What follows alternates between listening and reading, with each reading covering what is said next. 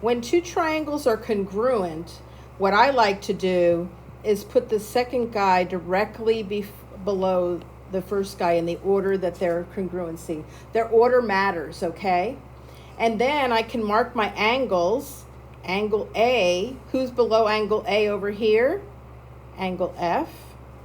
Angle C is the same as angle G.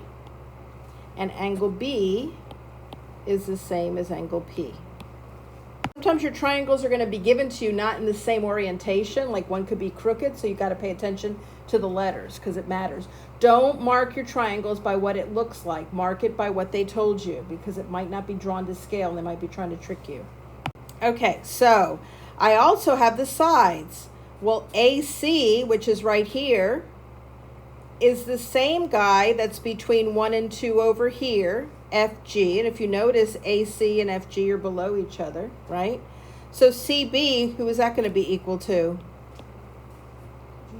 GP.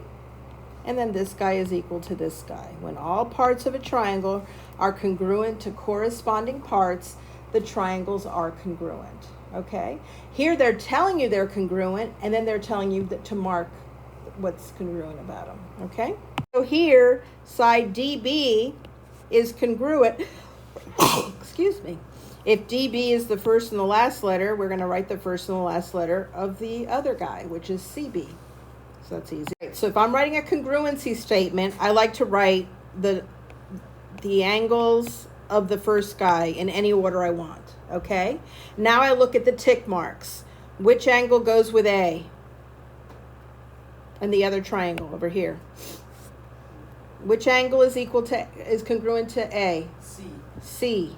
Which angle is congruent to B in this triangle on the right? B. It is not. D. D and then B. Look at the tick marks. A and C both have one tick mark. On this side, the B on the left side has the same tick marks as the D on the right side. You've got to put the letters with who they go. That it's not always going to be the way you think it is, okay? You don't put the letters in any order. Here, order matters, so you have to put the letters with the right.